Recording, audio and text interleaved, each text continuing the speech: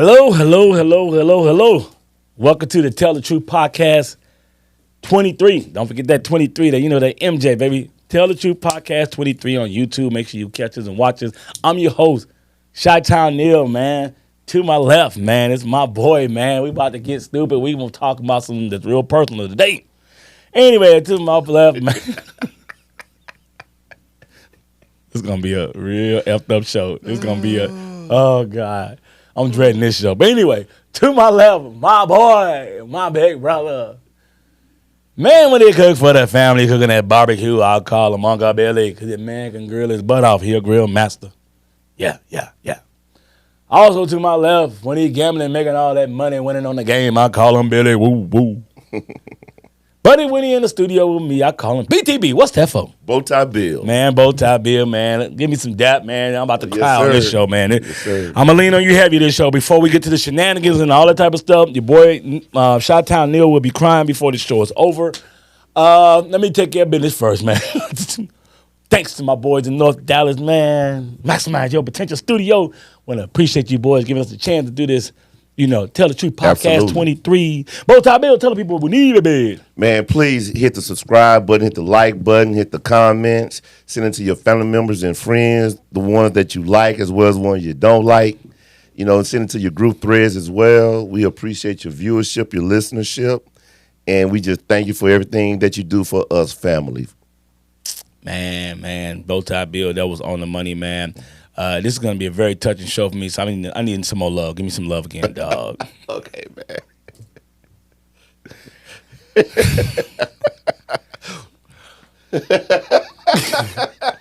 Today we going to talk about... Let's get it started now. Today we going to talk about them raggedy-ass damn bears. Fuck! Excuse my language.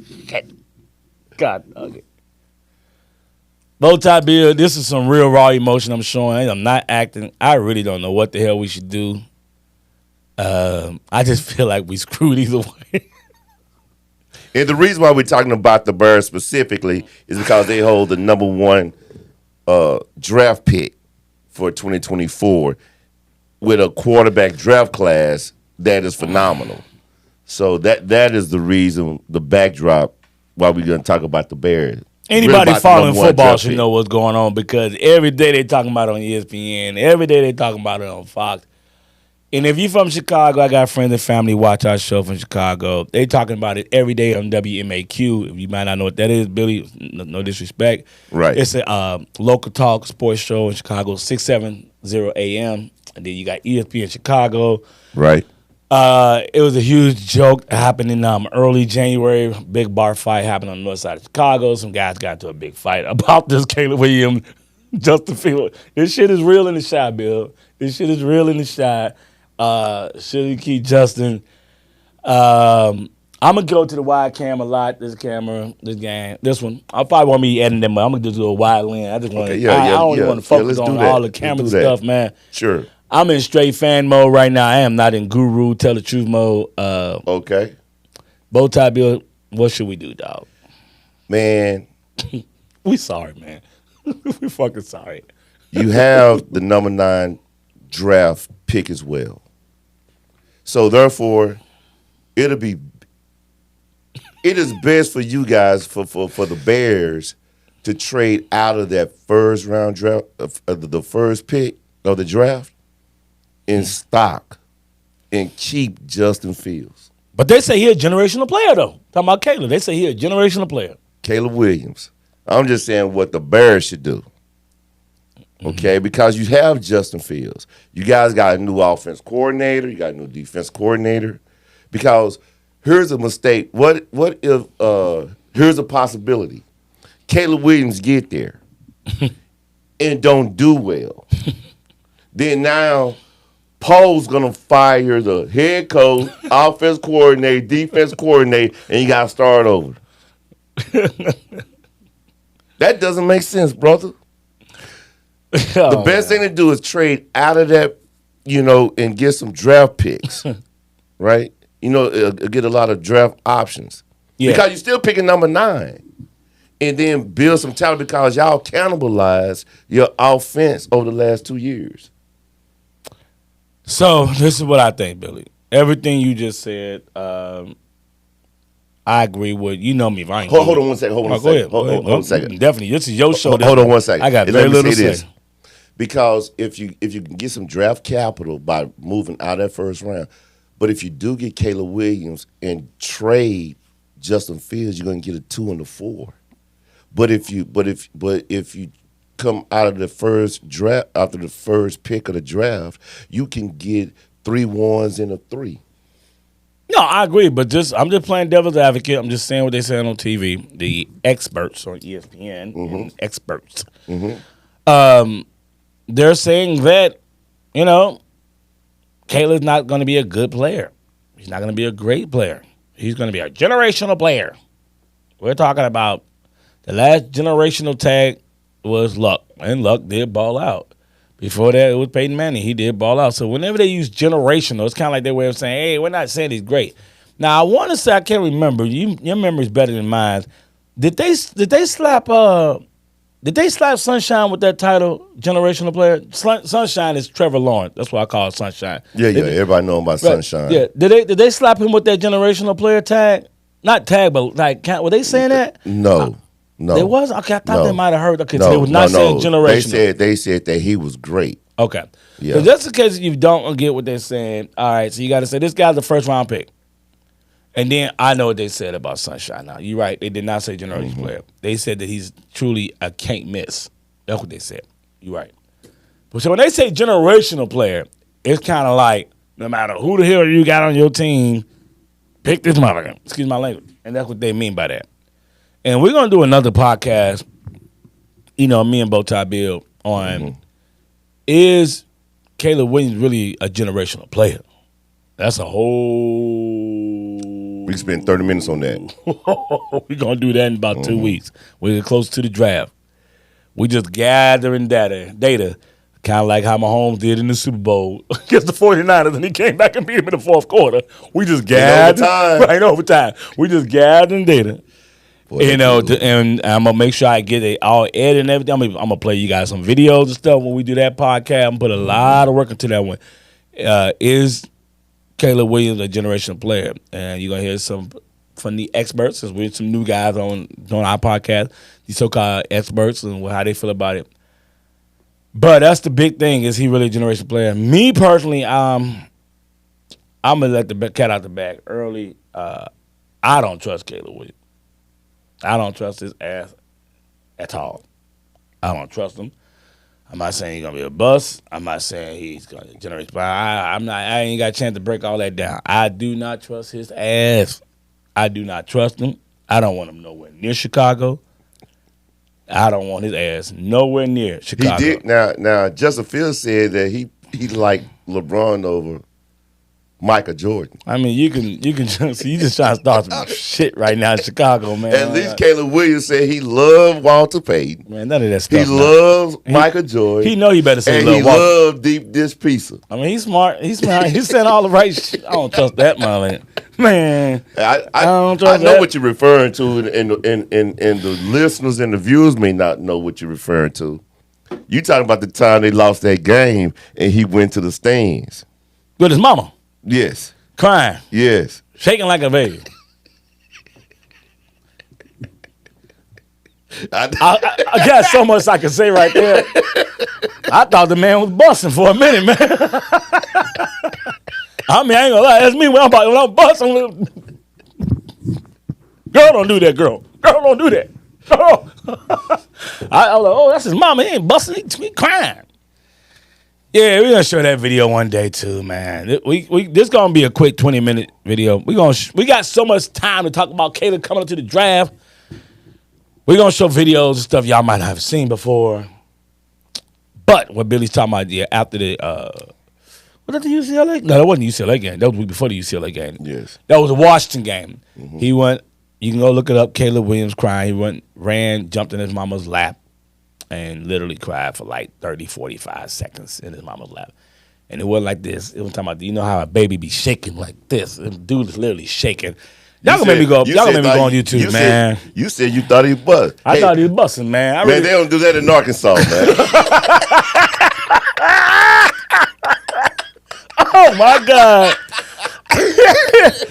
man, let me go so people know what the hell we talking about. Some people might be like, what are these boys talking about? Yeah, I didn't like that at all. You got to be a leader of mans, and you can't be out there just crying like that. Did I cry? 1990, my boys was watching, man. 1990, I went to Bogan High School. We played Julian in the Public League Championship. Shout out to my boys, Bogan Bengals. And usually we play at Soldier Field. That year, they actually had the Final Four at Soldier Field. But anyway, the championship was at Gately Stadium. And we wanted to beat Julian's ass, Bill. And they beat us in 89. In 1990, we played them there. And they beat us. And I will admit, we was on the sidelines crying. It's okay to cry on the sidelines. It's not what I'm saying. You pissed, championship game, I get it. Well, these boys already had 2 losses. Their third loss. You want to cry, that's cool too. But none of us made a beeline at the age of 16, 17, 18. Made a beeline to our mamas and jumped in her lap and started crying. No, I put my head down on the sideline, towel over my head, and I cried. And the other guys did cry too. That is acceptable. I'm cool with that. But I've never seen a man make a beeline, crying, go running to his mama. That right there, I just don't like at all. And since just because y'all think we making this up, let me give y'all some of this. I just pulled it up on YouTube. I'm gonna give y'all some of this action what Billy's talking about. So let y'all see what we talking about, man. And y'all tell me, is this a good look for a first round draft pick or not? Y'all tell me. Hold on. Boom. Here's right here. Y'all tell me, is this a good look? Look at it. Look at this, man. Lord have mercy. Like, look at him shaking. Look at him. Now he gonna start shaking. Look. That's me, Billy, when I bust. They don't do that in Arkansas. They don't do that. Look at this, dog. Look at this, man. She might as well go ahead and breastfeed the man. Nah, man. That's not a leader to me. I'm sorry. That is not a leader to me. I don't want that. No, I don't want that. Now, just in case y'all don't want to see the beginning, I mean, I'm just saying, if you have not seen it before, you can go find it. The man crying, I mean, I had to make sure I pull it up so y'all can see it. I think if you're a leader of mans, you cannot do that. Because them boys in the NBA will blitz you, pop you in the mouth, and say, hey, go cry on your mama now. You're not the NFL. I'm sorry, the NFL. Them grown-ass man. They got car seats and beers, like Keyshawn Johnson say. Them grown-ass mans, man, they got side chicks, no disrespect. They got all type of wild shit going on, and they not about to play with you out there, man. They're not about to play with you out there, you know. So if they smell fear or they smell punk, they gonna see if you really about their life. It's grown-ass mans out there, man. Like, I don't know if you ever been to an NFL practice. I know you have stuff, but other people, you go to a practice or go get the courtesy one day to ever sit 50-yard line in an NFL game, the collisions, it sounds like a car accident on every play. Them boys are not playing out there. And if they think Caleb, it's not about their life, I'm not saying he's a punk. I'm not saying he's soft. I'm just saying it's not a good look. So, no, I don't trust that. Truth be told, Bill, I'm willing to let that slide. What I don't trust about Caleb is when he said before the beginning of the season that I deserve 10% ownership of any team. He don't walk that back, though. I don't care if you did walk it back. That's the fact before this is not late now. He said that before the college football season started. Right. You feeling yourself that much. Mm-hmm. You feel that entitled you can say something that arrogant. That's strike number one for me. That's strike number one. The mama, I'm going to let that pass, even though I got a problem with it. I'm going to actually, I told everybody, all my close friends know I got a problem with it. But I had a lot of women get on my behind. Ain't nothing wrong with being there, ladies. I mean, mama's boy. Okay, I'm going to take that one back. I don't want to put the middle finger. I'm going to put that one back. So strike two for me, Bill, was when his ass lost to UCLA, last game of the season. Nobody knows it, but see, this is why we have this podcast. It's our job to do this homework. Yes, it's a rivalry game. What did his ass do, BowTie Bill? His ass slid out the goddamn side door and refused to do any damn interviews. He didn't do interviews. Mm-hmm. You know, again, man. Hold on, Bill. My boy, you can't do that in the NFL. Every week, they got to talk to the coach and the quarterback. Either you throw 15 pick six. But go ahead, BowTie Bill. Go ahead. Yeah, as a matter of fact, man, I think that's even in their contract, if I'm not mistaken. You know I don't feel like talking to the media today. Yeah, no, you can't. That's why they get fined. Right, yeah, I think it's in their contract. So, but again, man, I think the Bears. Hold on, I didn't got to strike 3 yet. I'm almost done. I'm gonna give you 4. Go ahead. So I'm letting the mama go until number 1. Uh-huh. I'm supposed to get 10% of the team. No, 10. I'm supposed to get 10% of the team. That's what he said. Mm-hmm. I'm letting the mama thing go away. I'm gonna take that one back. I'm gonna take a strike back. Okay. Then number 2, he did not do the That's a interview. mulligan. Yes, a mulligan. Okay. Now number 2, he did not do the interview. Number 3, go look it up. And I wish I had the video ready. He got caught again, feeling good, talking it again. What he said was, as of right now, he can make any pass Mahomes can make right now. You didn't know he said that, did you? I did not know he said that. Yeah. Your boy be out there doing that research. Nah, he cannot make every pass Mahomes make. This is what I'm going to do. I'm not trying to tease y'all because I don't want to get up too late. I got the video, but I got to put it up on our laptop. I'm going to make sure next show we do, I'm going to make sure I upload and let everybody see it. Right.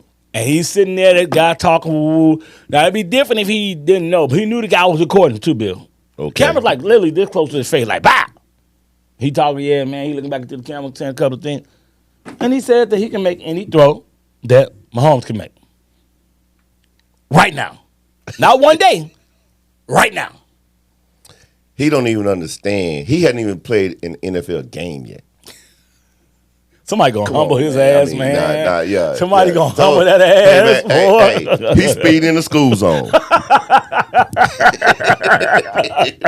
Somebody gonna humble that ass, boy. Some linebacker gonna come around the corner like he gonna be like, ooh, barbecue chicken. Whoa. I'm gonna hit him and I'm gonna make sure I drive him to the ground. You know, you can't drive him to the ground no more, BowTie Bill. I know that. I know you know. I'm just letting the people that's watching the show Sure, yeah. right. They're gonna pick him up. They're not gonna let him go. They're gonna land him down. Yeah. Think about it. First of all, he's from the Pac-12, so that means that on every Saturday there are no more than 5, 6 NFL players in that game. Yep. No more than 6. You're literally playing against the weakest competition in college football. Stop, son. Right. Stop. We know how to break it down, dog. So when not we talk about going to the trash. NFL. We're not saying to be trash, but you played against the weakest conference. Now, the Pac-12 was good this year. Was great this year because they had good quarterback. They had great quarterback. Yes. But go look at the defenses in the Pac-12. Stop, my boy. You wasn't doing all that. And guess what happened when you ran against my boys Notre Dame, a real defense? Look what happened. You look real suspect out there. But anyway, go ahead, BowTie Bill. Yeah. We digress. But so again, man, I just think it's just smart business. If you trade out of the number 1 pick, agree, and get draft capital, because and the reason why I said 3 number 1s in the 3, that was Trey Lance. That was San Francisco got for Trey Lance. Agree. 3 number 1s in the 3. I can tell you the players I want already. Because if y'all get Caleb Williams and then trade Justin Fields, all you're gonna get is a 2 and a 4. All right, so I'm gonna tell you the players I want, and then I'm gonna tell you what they're gonna do. I agree with everything he said. Boom. So what I would do is I trade his ass, talking about the first pick down to 3. And that's New England. That's New England. Or I trade to Commanders. They Commanders. Number 2. Hold on, but I'll trade to Commanders. They 2. Then I'll trade again Commanders in New England. That way you can pick up some more draft picks. So now what that means is I can get New England draft pick for next year and the Commanders draft pick for next year. And then I got both their second round draft picks. I'm gonna show you how to do the game, baby. So now we didn't double down on that ass. We got 3 first rounders next year. 3. And next year we have 3 second rounders because we have ours and the Commanders in this year we'll have Commanders in New England, because we have no second round draft picks so far this year, okay? Because we traded that for Sweat to get Sweat. Right. So now, in that 3rd overall pick, I'm going to get your boy from Ohio State. And then Marvin Harrison Jr. Exactly. Then at the number 9 position, I've been doing my own homework. I don't think I want your boy from Washington. I want Neighbors. Neighbors got a little bit more twitch about it. We are Ozuno, whatever his name is, number 1.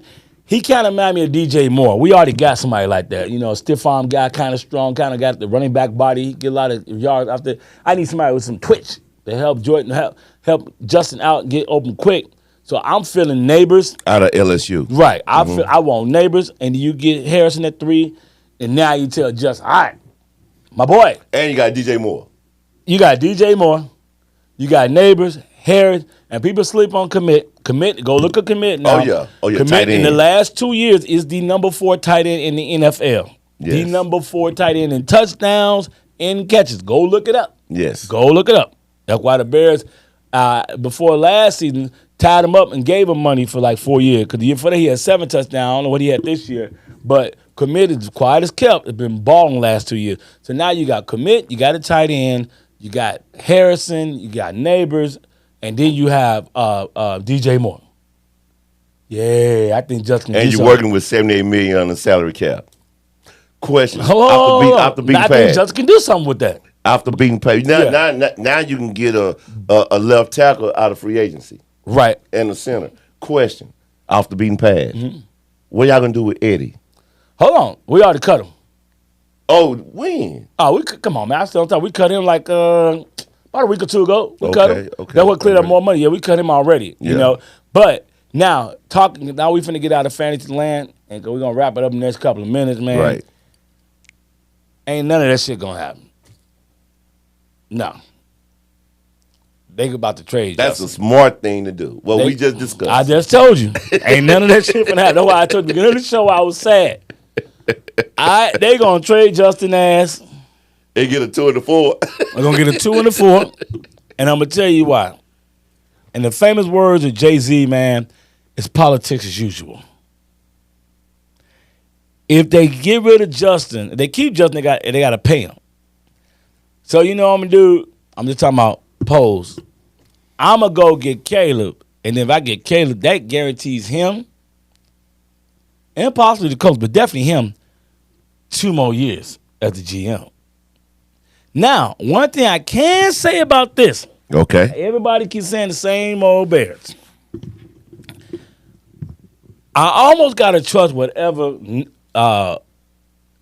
Pose do, Billy, because if you in the last 2 years, there's nobody that's hit on the first, second, and third round draft pick better than the Bears. A lot of people don't know that. Nobody. Houston did good. Yeah, but Pose 2 years straight. Okay. 2 years So straight. you talking about 1 year with I that new talking about GM. 1 year. Pose 2 years. Let me break this down to you. Mm-hmm. Pose picked the right tackle, first round, Tennessee, played every game, ball. Right. All right. This year when we traded your boy to Baltimore, when we traded Carolina to get the first round pick, people don't know, we got 3 starters out of that, bro. We got DJ Moore, of course, in the trade. Then we got the right tackle for Tennessee. And then we picked up a cornerback named Stevenson from Miami. Started from day one. Right. Started from day one. Okay. Ball out. Right. So that's the second round. Last year, who was the second round picks? Oh, you pick a guy named Gordon that came in and told the coaches in the very first practice, I cannot play outside. I want to play slot. Slot is the hardest position to play. He told the coaches, that's what I want. Teach me how to play slot. Gordon has been our slot cornerback for the last 2 years. So that means we got Jalen Johnson, got to pay him. He's in his 4th year going to his field. Our slot going to be in his 3rd year, and our right corner going to be in his 2nd. Dude, we got a young ass secondary. That's why once we got that pass rush, we was the number 2 defense the last 8 weeks. Go look it up. Couldn't nobody fuck with us when we got a pass rush. Lock that down. So last year he got Gordon in the 2nd round. He got Brisker in the 2nd round. All these boys start. All of them start. Now, one thing he can't get right, I will admit, them doggone wide receivers. He's been picking the 3rd and 4th round. None of the receivers have panned out. But the left tackle, not this year, but the year before, he got his ass in the 5th or 6th round, and he been starting. So people say Bears need offensive linemen. No, Bears just need a center and a guard. We need 2 offensive linemen. He does a great job in the draft pick. He really does. So what's my point for saying all that? Even though I want to keep Justin, I almost got to give Pose a little bit of leeway, Bill, because everybody he picked in the first 3 rounds is hit. What's the running back from Texas? Ain't none of them bust. Everybody he picked in the first 3 rounds all started from day one and ball. That's what made me be like, maybe he might know what the heck he doing. This ain't. They're gonna keep it. The narrative is the press gonna tell you the same old Bears. We ain't never had a quarterback in 15,000 years, and since Sigma loving everybody joking and laugh. And you should clown us. We should get clowned. What they don't tell you is that the Bears are not running the same Bears the last 3 years. They went out and got a GM. We were the last team in the NFL that ever had a general manager. We was running mom and pop shop until 2003, 2004. Then it's like only our third GM. And I didn't want this to go long, but I just want everybody to realize the scenario of the Bears is not the same. Believe me, it's not. It's not even close. You got a GM. We got Pose. It's going to be his third draft. We were the last team that had a president of football. We just got him, which is the old commissioner of the Big Ten. I can't think of the brother's name. This is his second year. He already has a no-nonsense, like either your ass going to win or I'll fire you. So what that means is that this ain't the Cowboys, Jerry Jones, and I know y'all might say, why you bring up the Cowboys right now? Because we in Dallas. What I mean by that is our owners who was meddling, they came out 2 years ago and said, we don't know nothing about football. I was like, oh, my God, they admitted it. Mike, I can't think of his name, the owner's son. He said, we know nothing about football. We're getting the hell out the way. Here's the president, and we're going to stay the hell out the way. I ain't saw that dude in 2 years. I'm like, thank you. So as it should be. Exactly. Now they're letting football people do football stuff, so it's getting ran different. And so my point is that everything they've done has been good. So I got to trust them. It's hard to trust because by me being a Bears fan, I'm so used to doing dumb. And I'm going to go ahead and say this, and I'm going to mean this from the bottom of my heart. Impose our trust. That's all I can do. All right, man. Impose our trust. I agree with you. I think we should keep Justin, but if Pose pulls the trigger and trade Justin, even though I think Caleb, we're going to talk about that on another podcast. All right. I do not want Caleb. I'm going to break down more. Maybe if we don't get Justin, maybe we might get Dak. I'd rather get Daniels to LA. I do not want. We're gonna talk about another podcast. I don't want this to go long, and I'm gonna break down. In the words of Alexander Pope, I do not want him, bro. In the poem "Essay of a Man," hope springs eternal. And I feel no hope with Caleb. I do not trust that brother, man. Only way I would trust him is because Poe pick him up. I trust Poe to do his homework and all that stuff. I do not trust him, man. Anyway, we ran about 5 minutes long. We only want to do 20 minutes, but I know a lot of people in Chicago going to break this down, look at it, man. All right, Billy, get me out of there. I'm feeling sad because I do not want Caleb Williams at all, and I'll break down later why. Billy, tell the people what we need, baby. Hit the subscribe button, hit the like button, hit the comment section, in the notations. Send it to your family members and friends, the ones you like as well as the ones you don't like. Also, spread it through your group threads, and we just thank you for everything you're doing. We appreciate your viewership and your listenership as well. Family, thank you. And always remember, family stands for forget about me, I love you. Yes, sir. Yes, sir. On that note, BowTie Bill, thanks for carrying me this show, man. I wasn't told it myself, man. This is a tough subject for you. You know what it is. You know I love them sorry ass Bears, man. God, I'm surprised you didn't say bird down. Man, no, I ain't saying bear down right now. I find out what we gonna do, man. I hear you, man. Oh God. Anyway, let's get on out of here, man. It's hard being a Bears fan, man. We loyal. Anyway, thank you, fam. I'm your host, man. Shout out to Neal, man. My co-host, BowTie Bill, man. Keep following the show. Watch the show. Tell the Truth Podcast 23, man. I'm about to finish crying off camera, man. Thanks for watching the show, man. Bye.